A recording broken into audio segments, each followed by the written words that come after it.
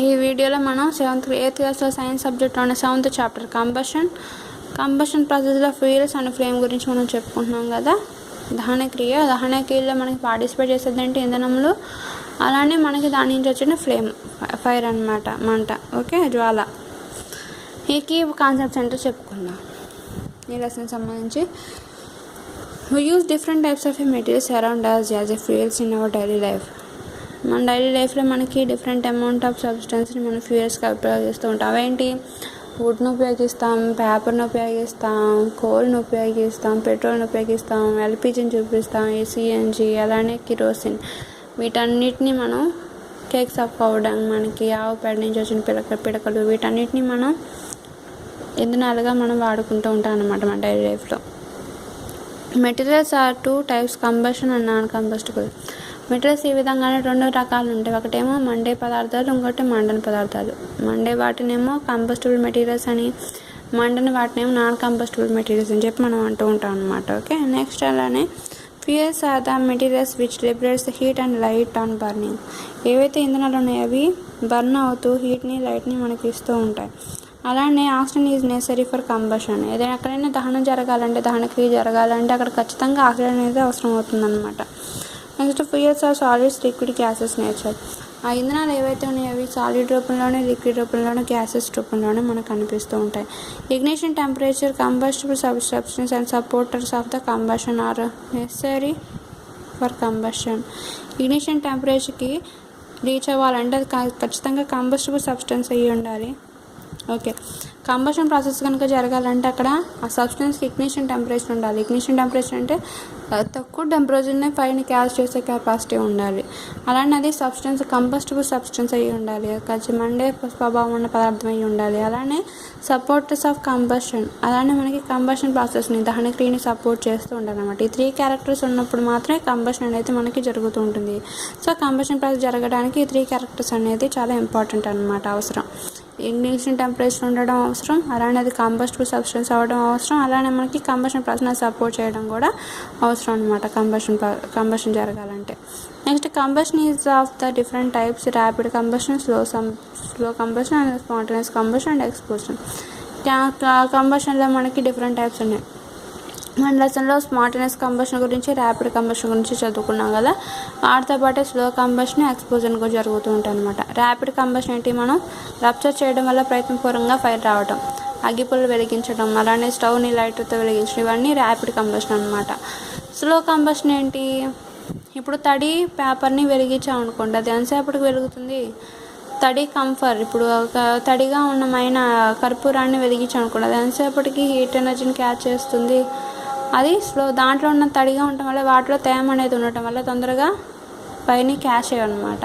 So దాంట్లో ఉన్న water మొత్తం మెల్ట్ అయిపోయి అది వేపర్గా మారినప్పుడు మాత్రం అది ఇగ్నిషన్ టెంపరేచర్ రీచ్ అయ్యి ఆ టెంపరేచర్ అది ఫైర్ని క్యాచ్ చేయడం జరుగుతుంటుంది. సో అలా స్లోగా కంబస్ట్ అయ్యేదాన్ని స్లో కంబస్ట్ అని చెప్పి అంటూ ఉంటాం. అలానే స్పాంటేనియస్ కంబషన్, అడుగులు అటంతటాపై అంటుకొని తగలబడిపోవడం, ఎవరు ప్రయత్నించకుండా జరుగుతుంటుంది కదా, స్పాంటేనియస్గా జరుగుతుంటుంది అనుకోకుండా.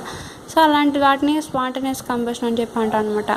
అలానే మనకి ఎక్స్ప్లోజన్ ప్రేలుడు, ఒకే హై సౌండ్తో ఏదైనా ఒక పదార్థం బాగా పేరుతో హీట్ని, లైట్ని ఇవ్వడంతో పాటు పెద్ద అమౌంట్ ఆఫ్ స్మోక్ని ఇచ్చినట్లయితే, ఎక్కువలో పొగను కూడా విడుదల చేసినట్లయితే వాడిని, అలాంటి సిచ్యువేషన్ని మనం ఎక్స్ప్లోజన్ అని చెప్పి అంటాం అనమాట. దాన్ని మనం ప్రేలుడు అని చెప్పి అంటూ ఉంటాం, దాన్ని మనం ఎక్స్ప్లోజన్ అని చెప్పి అంటూ ఉంటాం అనమాట. ఓకే, సో కంబషన్లో ర్యాపిడ్ కంబషన్, స్పాంటేనియస్ కంబషన్ పాటు స్లో కంబషన్, అలానే ఎక్స్ప్లోజన్స్ కూడా ఉంటుందన్నమాట.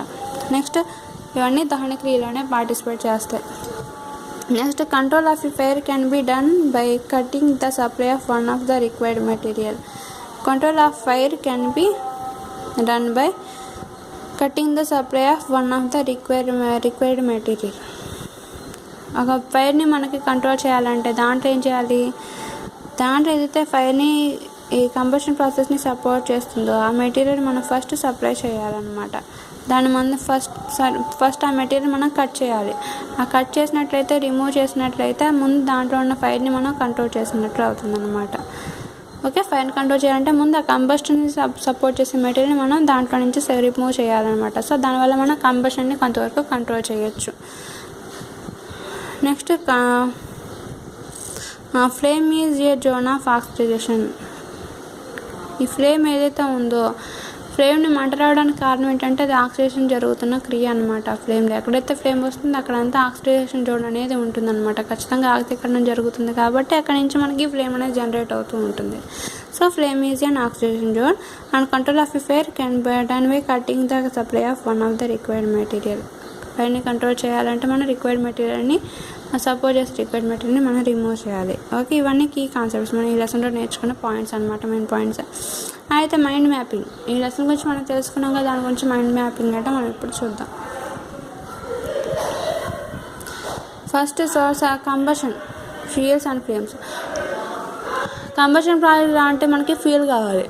ఫ్యూయల్ లేనిదే మనకి ఫ్లేమ్ రాదు, ఫ్లేమ్ రాకపోతే అది కంబషన్ అవ్వదు అనమాట. కాబట్టి మెయిన్ సోర్స్ ఏంటి, ఫ్యూయల్ కావాలి ఈ కంబషన్ ప్రాసెస్ మొత్తం జరగడానికి. సో ఆ ఫ్యూయల్కి సోర్స్ ఏంటో మనం చూద్దాం. ఫ్యూయల్ అనేది మనకి ఏమిస్తుంది, ఎనర్జీని ఇస్తుంది. సో ఆ సోర్స్ ఆఫ్ ఎనర్జీ సోర్స్ ఏంటో మనం చూద్దాం. సోర్స్ ఆఫ్ ఎనర్జీ ఇచ్చే సోర్స్ ఏంటి, ఎగ్జాస్టబుల్, నాన్ ఎగ్జాస్టబుల్. తరిగిపోయే వనరులు, తరగని వనరులు. తరిగిపోయే వనరులు ఏమో పెట్రోల్, డీజిల్, ఫాజిల్ ఫ్యూయల్స్ ఇవన్నీ. సో ఫాజిల్ ఫ్యూయల్స్ అని మనం ఇంతకుముందు లెసన్లో చదువుకున్నాం కదా. అలా తరగని వనరులు ఏంటి, sunlight, sun energy, heat and solar energy ఇవన్నమాట, విండ్ ఎనర్జీ, ఇవన్నీ మనకి తరగని వనరులు. అలానే ఎయిర్, వాటర్, సన్లైట్ ఇవన్నీ తరగని వనరులు అన్నమాట. So air, water, sunlight are non exhaustible resources in our earth. Next exhaustible సబ్స్టెన్స్లో మనకి ఫాజిల్ ఫ్యూయల్స్ అంటే కోల్, పెట్రోల్ అని చెప్పి మనం చెప్పుకున్నాం కదా ఇంతకుముందు లెసన్లో, మనకు ఆల్రెడీ తెలుసు. అయితే ఈ ఫాజిల్ ఫ్యూయల్స్ ఏంటి, fast the decomposition of organic matter. ఈ ఫాజిల్ ఫ్యూయల్స్ అనేది అవుతాయి భూగర్భంలో మనకి చాలా సంవత్సరాల నుంచి ఉండిపోయిన జీవ అవశేషాల వల్ల మనకి జంతు జీవ వృక్ష అవశేషాల నుంచి మనకి ఫాజిల్ ఫ్యూయల్స్ అనేది మనకి ఉపయోగపడతాయి, తయారవుతాయి అన్నమాట. Okay, so fossil fuels are formed by decomposition of organic matter. Next అలానే కోల్ అండ్ పెట్రోల్. పెట్రోల్ నుంచి మనకి కోల్ నుంచి ఎన్ని రకాలు తయారు చేస్తారు, కోల్ నుంచి కోకు, అలానే కోల్ గ్యాస్, కోల్ తారు, ఈ మూడు తయారు చేస్తారు. కోల్ నుంచి కోకు, కోల్ గ్యాస్, కోల్ తారు ఇవన్నీ తయారు చేస్తారని మనం ఇంతకుముందు లెసన్లో చెప్పుకున్నాం. అలానే పెట్రోల్ నుంచి కూడా మనకి రకరకాల డిఫరెంట్ సబ్స్టెన్స్ తయారవుతుంటాయి. పెట్రోల్ నుంచి పెట్రోలియం తయారవుతుంది. అలానే ఫ్రాక్షనల్ డిస్టిలేషన్ ప్రాసెస్లో మనకి గ్యాసోలిన్ ఆయిల్ని, అలానే కోల్ గ్యాస్ని, కిరోసిన్ని,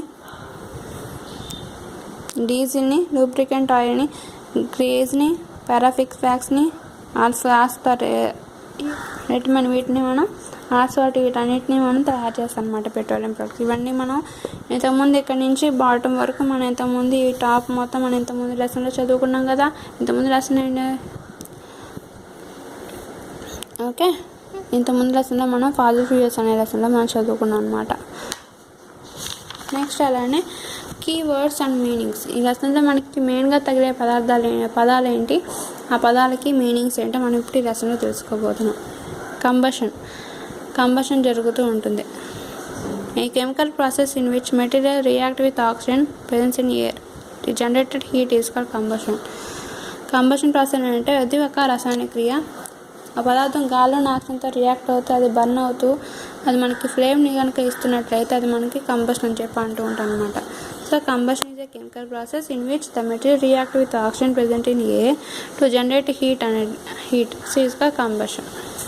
నెక్స్ట్ కంబస్టబుల్ మెటీరియల్. ఏవైతే పదార్థాలు సబ్స్టెన్స్ కంబషన్ ప్రాసెస్ సపోర్ట్ చేస్తాయి వాటిని కంబస్టబుల్ మెటీరియల్స్ అని చెప్పి అంటూ ఉంటాం. So combustion materials liberate to catches the fire and burns easily. Combustion material తొందరగా ఫైర్ని క్యాచ్ చేసి ఈజీగా బర్న్ అవుతూ ఉంటాం, వాటిని కంబస్టబుల్ మెటీరియల్స్ అని చెప్పి అంటూ ఉంటాం. అలానే నాన్ కంబస్టబుల్ మెటీరియల్స్ ఏంటండి, material which cannot catches the fire and burn. ఏవైతే సబ్స్టెన్స్ తొందరగా ఫైర్ని క్యాచ్ చేయకుండా బర్న్ అవ్వకుండా ఉంటాయో వాటిని మనం నాన్ కంబస్టబుల్ మెటీరియల్స్ చెప్పి అంటూ ఉంటాం. అలానే ఇగ్నిషన్ టెంపరేచర్ అంటే ఏంటి, అది తక్కువ టెంపరేచర్లో ఒక సబ్స్టెన్స్ ఈ ఫైర్ని క్యాచ్ చేస్తూ ఉంటుంది అనుకో, ఆ టెంపరేచర్ని మనం ఇగ్నిషన్ టెంపరేచర్ చెప్పి అంటూ ఉంటాం. So the ignition temperature is the temperature at which the substance catches the fire, it called ignition temperature. Next inflammable materials. The substance which has very low ignition temperature or catches the fire easily are known as inflammable substance. ఏవైతే పదార్థాలకు తక్కువ ignition temperature ఉంటుందో ఆ తొందరగా ఫైర్ని catch చేస్తూ ఉంటాయి. అలాంటి సబ్స్టెన్స్ని మనం ఇన్ఫ్లామబుల్ సబ్స్టెన్స్ అని చెప్పి అంటూ ఉంటాం అనమాట. ఫర్ ఎగ్జాంపుల్ పెట్రోల్ ట్యాంకర్స్ మీద, మనకి కిరోసిన్ ట్యాంకర్స్ మీద మనకి వాడుతుంటారు. అది తొందరగా తక్కువ ఇగ్నిషన్ టెంపరేచర్ ఉంటుంది, ఫ్రాక్షన్ ఆఫ్ సెకండ్స్లో అది ఫైర్ని క్యాచ్ చేస్తాయి. కాబట్టి అలాంటి వాటిని ఇన్ఫ్లామబుల్ సబ్స్టెన్స్ అని చెప్పి మనం అంటూ ఉంటాం అన్నమాట. ఓకే, నెక్స్ట్ అలానే spontaneous combustion. Spontaneous combustion is a type of a combustion which the material spins into a flame without application of any apparent cause. is called spontaneous combustion. Spontaneous combustion అనేది combustion ప్రాసెస్లో ఒక పద్ధతి. కానీ ఎలాంటి బయట ఎక్స్టర్నల్గా మనం ఎలాంటి ప్రయోగం చేయకుండానే, ప్రయత్నం చేయకుండానే ఆ సబ్స్టెన్స్ అనేది కంబస్ట్ అవుతూ ఉంటుంది. దాన్ని మనం స్పాంటేనియస్ కంబషన్ చెప్పి అంటూ ఉంటాం. అలానే rapid combustion. The combustion which takes place on heating of any other various still the availability of fuel. మనకి ర్యాపిడ్ కంబషన్ ఏంటి, ఒక సబ్స్టెన్స్ హీట్ తీస్తూనే ఉంటుంది అన్నమాట. ఎందుకు, మన ప్రయత్నపూర్వకంగా మనం దాన్ని బర్న్ చేసినప్పుడు అది మనకి హీట్ని ఇస్తూ ఉంటుంది అన్నమాట. హీట్ని, ఫ్లేమ్ని ఇస్తూ ఉంటుంది. దాన్ని మనం ఫ్యూయల్ని బట్టి అది హీట్ని, లైట్ని ఇస్తూ ఉంటుంది. దాన్ని మనం ర్యాపిడ్ కంబషన్ చెప్పి అంటూ ఉంటాం. అలానే explosion. The process by which huge amount of sounds and heat are released at the time. ఒకేసారి ఎక్కువ అమౌంట్లో సౌండ్, హీట్ రిలీజ్ అయినప్పుడు దాంతోపాటు పొగ, కాంతి కూడా వస్తుంటుంది అనమాట. అలాంటి సిచ్యువేషన్ని మనం ఎక్స్ప్లోజన్, ప్రేలుడు అని చెప్పి అంటూ ఉంటాం అనమాట. నెక్స్ట్ అలానే ఫ్యూయల్స్. ఫ్యూయల్స్ అంటే ఏంటి, the material which produce the heat energy on reacting with oxygen burn in air is called fuels. ఏవైతే పదార్థాలు అది హీట్ ఎనర్జీని రిలీజ్ చేస్తూ గాలిని ఆక్సిజన్తో రియాక్ట్ అవుతున్నప్పుడు అది బర్న్ అయ్యి ఫ్లేమ్ని ఇస్తూ ఉంటాయి. అలాంటి సబ్స్టెన్స్ని మనం ఫ్యూయల్స్ అని చెప్పి అంటూ ఉంటాం, ఇంధనాలు అని చెప్పి అంటూ ఉంటాం. అలానే కెలరిఫిక్ వాల్యూ. ఏదైనా ఒక కేజీ అమౌంట్ ఆఫ్ పదార్థం అనేది కంబషన్ ప్రాసెస్లో పాల్గొని కంప్లీట్ కంబస్ట్ అయ్యి ఎంత అమౌంట్ ఆఫ్ ఎనర్జీ రిలీజ్ చేస్తుందో తెలిపేదే కెలరిఫిక్ వాల్యూ అనమాట. దాని యూనిట్స్ ఏంటి, హీట్ ఎనర్జీని కిలో జౌల్స్లో మెజర్ చేస్తాం కాబట్టి kilo joule by net weight ఎంత 1 kg కదా, so kilo joule by kg. So calorific value is the amount of heat liberated by complete combustion of a substance. 1 kg of a substance is called 1 kg of a substance of a fuel is called calorific value. ఇంకోసారి, the amount of energy liberated by the complete combustion of a 1 kg of a fuel is called calorific value. 1 kg of a fuel కంప్లీట్గా combustion అయ్యి ఎంత amount of హీట్ని release చేస్తుందో అది తెలిపేదే calorific value అనమాట. calorific value units kilo joules per kg. అలానే slow combustion. The slow combustion is the form of a combustion which takes place at low temperature. అది తక్కువ టెంపరేచర్లోనే తొందరగా కాకుండా తక్కువగా స్లోగా దహన క్రియనే జరుగుతూ ఉన్నట్లయితే దాన్ని మనం స్లో కంబషన్ చెప్పి అంటూ ఉంటాం. ఫర్ ఎగ్జాంపుల్, వెట్ పేపర్ని బర్న్ చేయటం, అది స్లోగా బర్న్ అవుతుంది, చాలా ఎక్కువ టైం తర్వాత అది ఆ ఫైర్ని క్యాచ్ చేస్తుంది కాబట్టి దాన్ని స్లో కంబషన్ చెప్పి అంటూ ఉంటాం. స్లో కంబషన్ కూడా కంబషన్ ప్రాసెస్లో ఒక పార్టే. Slow combustion, explosion, rapid combustion, spontaneous combustion ఇవన్నీ కంబషన్ ప్రాసెస్లో పార్ట్స్ అన్నమాట. ఓకే, నెక్స్ట్ అలానే ఇంప్రూవ్ యువర్ లెర్నింగ్.